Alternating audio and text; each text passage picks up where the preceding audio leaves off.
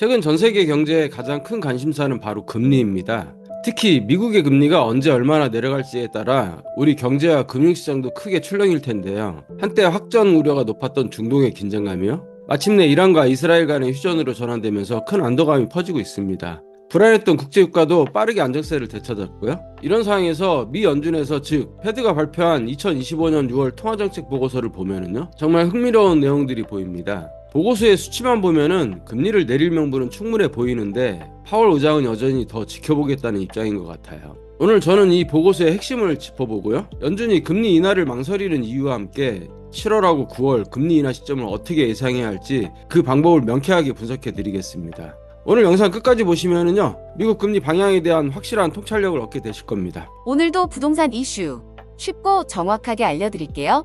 최근 패드의 통화 정책 보고서가 발표됐다고 들었는데요.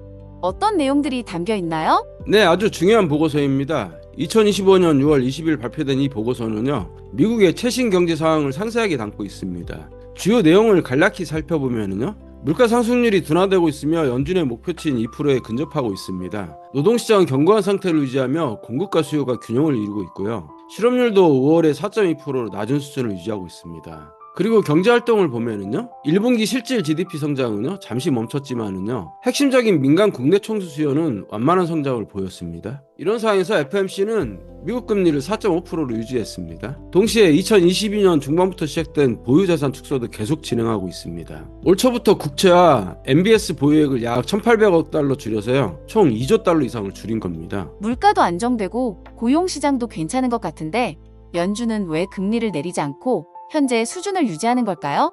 어떤 이유가 있는 건가요? 네, 겉으로 보기에는 금리 인하의 조건이 충분해 보이죠. 파월 의장이 늘 수치를 보고 결정하겠다고 했는데 현재 이 보고서의 수치만 본다면은 금리를 내릴 충분한 명분은 됩니다. 하지만 연준이 여전히 신중한, 아니 앞으로의 변동성 때문에 더 지켜보겠다는 입장인 것 같은 이유가 있습니다. 핵심적인 이유는 이렇습니다.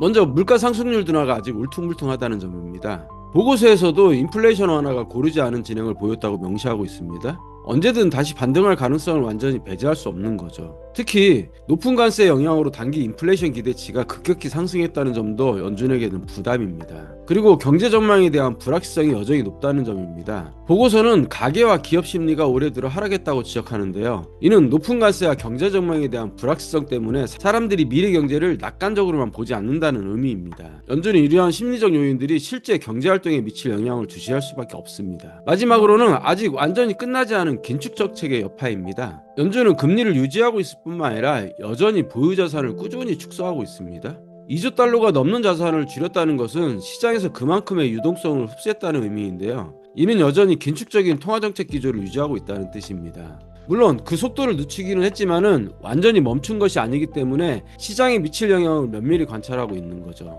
이러한 이유들 때문에 연준은 금리 인하에 대해 매우 신중한 접근을 하고 있으며 더 많은 명확성을 기다리고 있다고 볼 수 있습니다. 섣부른 금리 인하는 자칫 다시 인플레이션을 자극하거나 예상치 못한 부작용을 낳을 수도 있기 때문입니다. 그렇군요. 보고서 내용만 봐서는 알기 어려웠던 숨겨진 이유들을 명확하게 이해할 수 있었습니다. 물가 둔화가 아직 불안정하고 경제 불확실성이 남아있으며 긴축 정책이 진행 중이라는 점이 중요하네요. 그럼 이제 오프닝에서 말씀해 주셨던 전 세계 경제에 중요한 금리 향방에 대한 해답을 들어볼 차례인 것 같아요. 명쾌한 해결책을 요약 정리 부탁드립니다.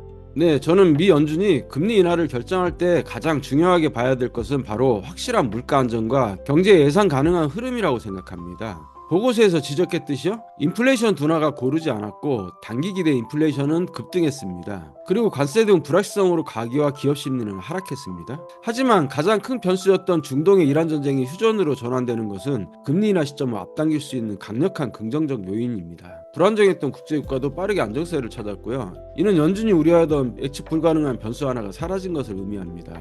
그렇다면 7월하고 9월 금리 인하 여부는 어떻게 예상해야 할까요? 패드워치 툴에 따르면요, 시장은 7월 FOMC 회의에서 금리 동결 가능성을 81.4%로 높게 보고 있습니다. 이는 연준이 당장은 지켜보겠다는 파월 의장 입장에 시장도 동의하는 것으로 해석됩니다. 하지만은요, 9월 17일 회의에서는 상황이 크게 달라집니다. 시장은 금리 인하 가능성을 무려 84.4%로 보고 있으며 특히 현재 4.5% 금리에서요 4.25%로 0.25% 인하될 가능성이 60.3%로 가장 높게 점쳐지고 있습니다. 금리 동결 가능성은 15.6%에 불과합니다. 결국 파월 의장의 말처럼 수치가 관건입니다. 핵심은 앞으로 발표될 PCE 물가지수, 고용보고서, 소비자 물가지수, 그리고 소비지출 데이터가 지속적으로 안정적인 흐름을 보여주는지입니다. 이번 이란 휴전의 긍정적인 효과가 실제 데이터로 확인되고요. 새로운 예측 불가능한 대형 변수가 발생하지 않는다면요. 7월보다는 9월에 그리고 그 이후로는 더욱 명확하게 금리 인하의 길로 접어들 가능성이 높다고 판단할 수 있습니다.